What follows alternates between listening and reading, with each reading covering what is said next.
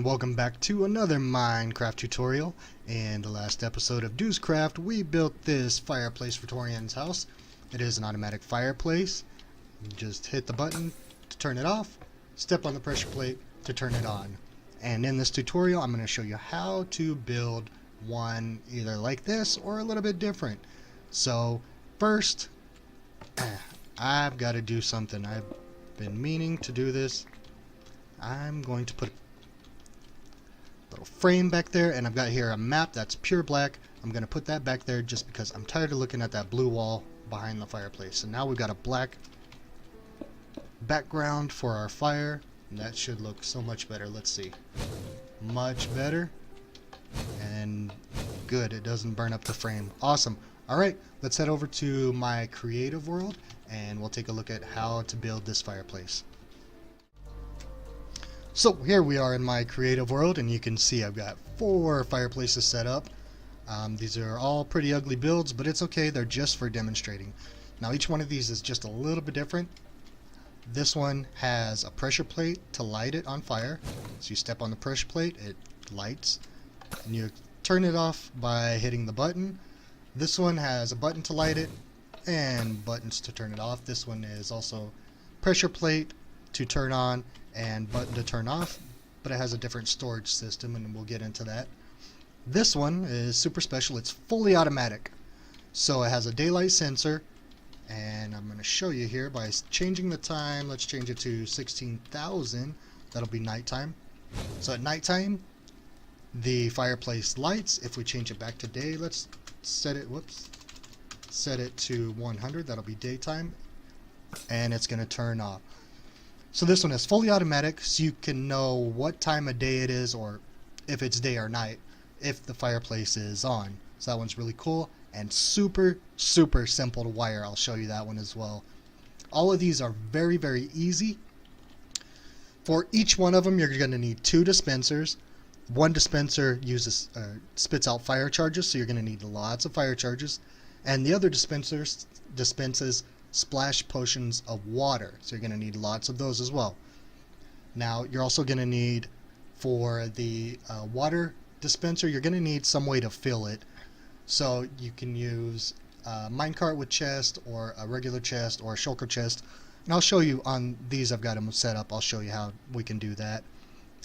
And also, to light the fire and have it continue to burn, you're going to want to use a block like magma block or netherrack. And then on the daylight sensor, if you choose to use that one, you're going to need a daylight sensor, redstone torch, and a repeater, and that is it. Well, of course you're going to need a little bit of redstone, but that's it for the daylight sensor one. It's super easy to wire up. The others, you're going to need either buttons or stone pressure plates, depending on what you decide to use, and then of course just your blocks to build it.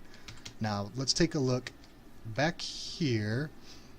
You can see right back there is our dispenser that shoots water, splash potions down, and we've got a hopper with a minecart with a minecart chest on top of it, because on this demonstration we've got very little room, so we want to be able to have some way to fill up the water splash potions and open the chest and still have a block over it.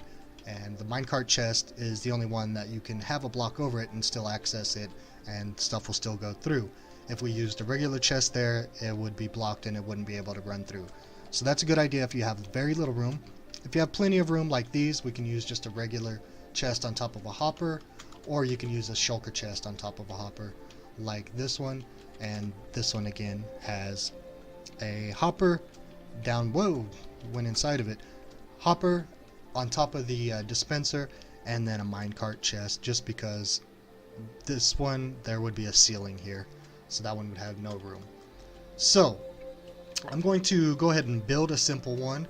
In fact, I'm just going to build the one that we built at Torian's house just for a demonstration, and then I'll show you how to wire all 3 of the different styles. And so let's get started. So first of all, I'm going to go up to my wall, decide where I want it. In this case, I'm just going to put it right here. This is where my fire is going to be, so I need to dig down 2 blocks, and we're going to dig down 2 because I need to put a dispenser down and then put my magma block or netherrack on top of it. And the dispenser is going to shoot fireballs through the or fire charges through this block and light it on fire. Now I need to go right down inside of next to the dispenser and put another dispenser one block above this block facing down, just like that. So actually let me get up so you can see. You know what, I'm just going to use this block for now. Boop, just like that. So we've got dispenser, magma block or netherrack, and then dispenser facing down right above that one with one space. And now we're just going to build our fireplace around this. If you want to, you can use multiple dispensers down there. You can have 2 side by side or 3 side by side, and same up here. You can have dispensers on either side of that. Just depends on how big you want your fireplace. It's all going to be wired up the same no matter how you do it. So I'm just going to be using one, so we're going to come over here and build the one that we built at Torian's house. So I'm just going to throw down some quartz pillars right beside it, just like that. And on top of this dispenser, I'm going to go ahead and throw down my hopper because I want to be able to load it. Whoops, not right there, buddy. Load it up with water. Let's get rid of that, and I'm just going to throw a chest on this because I'm going to have plenty of room. Now, if you needed to throw down a minecart chest, you can do that by just putting down a rail, getting your minecart like this, boop, put it right on top of that, and then you can bust that rail out from under it and it'll sit there and stay there. So we're going to do that.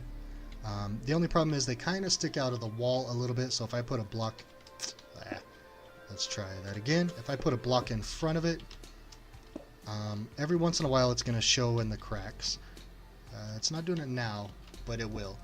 So I'm going to go ahead and put just a regular old chest on this one, and then I'm going to fill it, get back up there, and I'm going to fill it with splash potion water.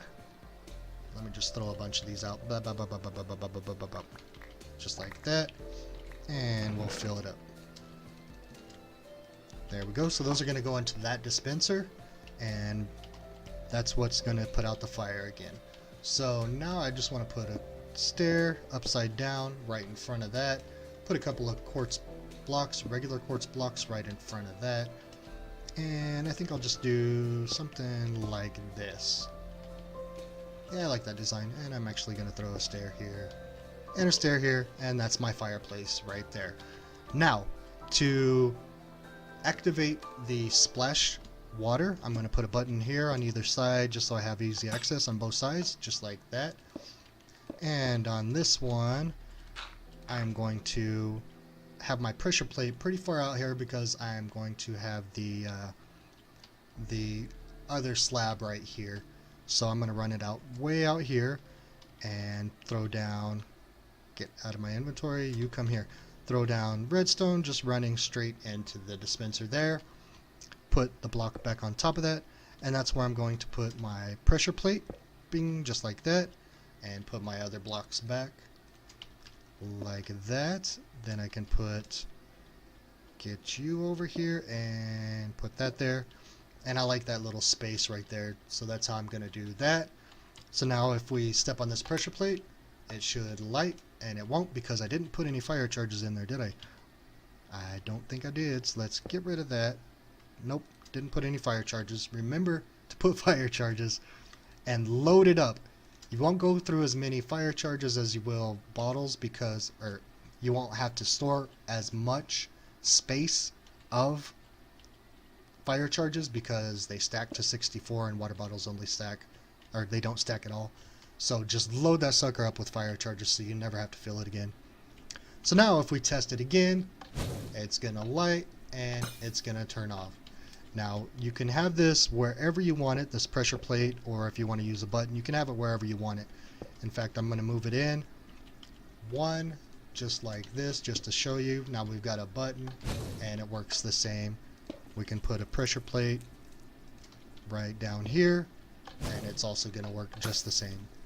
And that is it. That's how easy it is to wire up with either buttons or pressure plate. Now, if you want to do the full auto, that is also very simple.